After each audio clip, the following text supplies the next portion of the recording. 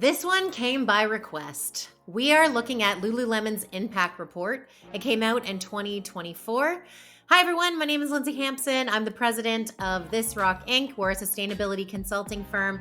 And basically, we help dozens of businesses figure out sustainability and meet new certifications. Okay, back to Lululemon. Well, Lululemon is doing well on transparency, material innovation, and social impact and focusing on wellness. But they definitely work in this high volume, fast moving apparel model that inherently contradicts deep sustainability. Before I started making this video, a partner of ours and I were talking, and I mentioned I'm doing Lululemon next, and he said, "Ooh." And you know what? To be honest, after doing research, yes, there is major improvement needed. I'm not shying away from that fact, but there were items in here that I was pleasantly surprised to see. So, all in all, I'm happy they're taking steps forward. Do I wish they were a little different? Yes, but every company that we look at, this is Lululemon's website, they're corporate, and they have a whole part about impact. They talk about their people, employees, they talk about circularity. This is all about the environmental part. And so what I did was I just scrolled down here and I clicked on the impact report. I already have it open. So this is kind of weird for you maybe because right now it's 2025. This report is for 2023, but it came out in 2024. Why? So every time we look at a sustainability report, typically the data is from the year before. And so they released this in 2024. The data is coming from 2023. That's why. Okay, a little bit about their report, a note from their CEO, a note from their impact leaders.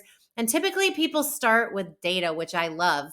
Another thing that I love to do when I look at a sustainability report is go way to the very back of the report just to make you dizzy. And this is where you can find the numbers. So there's a few frameworks in the world for sustainability. One's called the TCFD, the Task Force on Climate-Related Financial Disclosure. It's a framework.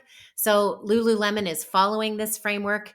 They're also following SASB, Sustainable Accounting Standards Boards. That's what I have my certification in. And so they have 77 industries they're tracking. So Lululemon aligned themselves and their disclosure to this framework. What's valid? The good. So, progress and strong initiatives that we saw. There are 7. The first is supply chain transparency. This is a super tough one, but it's ranked number 1 in Know the Chain for forced labor disclosures for the second year in a row. The second is climate action and emissions reduction. 31% reduction in carbon intensity for purchased goods and services, which is one of the scope 3 categories, and transportation. 77% reduction in absolute scope 1 and scope 2 emissions, which is owned and operated facilities, and 100% renewable electricity for owned and operated facilities. The third is circularity and sustainable materials. We kept talking about materials right at the start of this. 57% of materials classified as preferred today. So that's up from 44% in 2022. They also developed one of the first recycled nylon, which is textile to textile recycling. They expanded repair programs in China and Europe with pilots in Australia and New Zealand. Number 4 is Fair Labor Association. They're part of the accreditation program and process now. They've completed 3 of the 4 milestones toward full accreditation. Number 5 is social impact and well-being. This one's important to me because I think Lulu created this Center for Social Impact that's reached 7.4 million people since 2021. They've invested 44.8 million in social impact programs, and they introduced a Women of Leadership program to support career growth for women. They also talk about supplier inclusion and diversity. In the US in 2023, they launched to prioritize contracts with underrepresented business owners. So this is women, racial minorities, LGBTQ+, disabled, and veterans.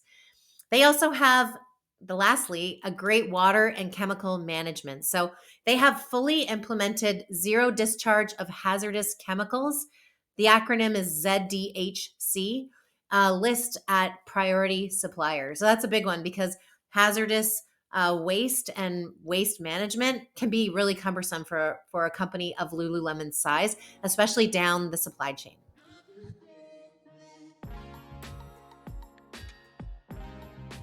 Lululemon, what we see as the bad or opportunities for improvement, these are the challenges and gaps that we see as sustainability consultants.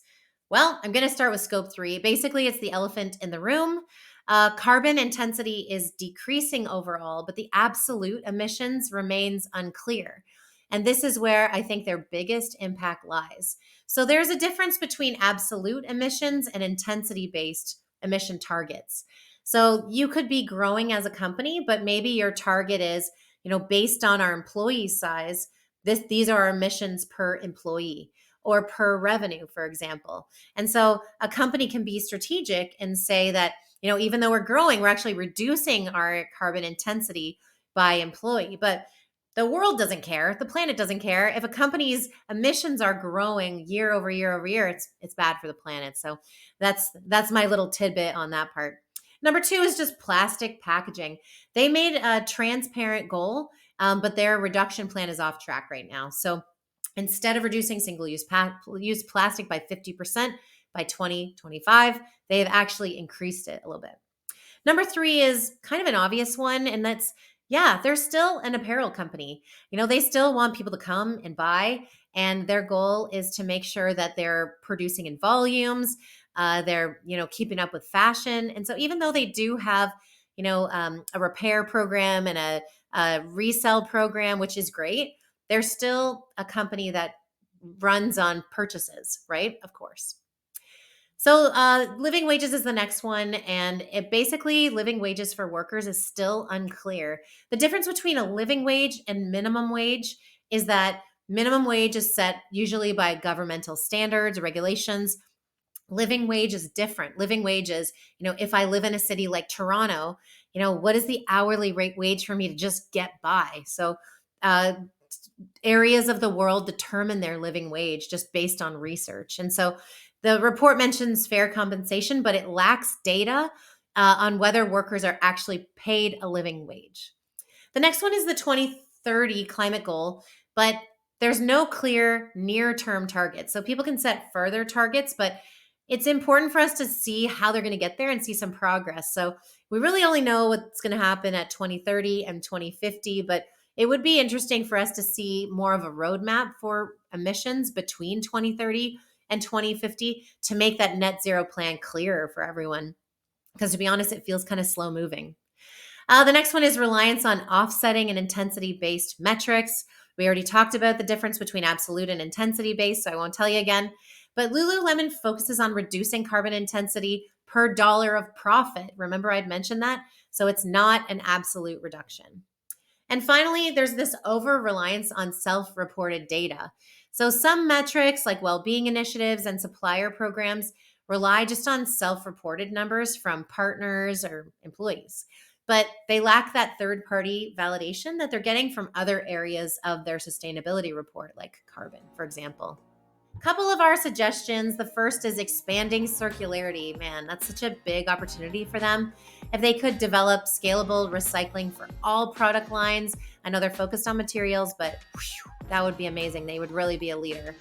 Number 2 is just carbon labeling. That would be so interesting to finally see carbon footprint labels on their products.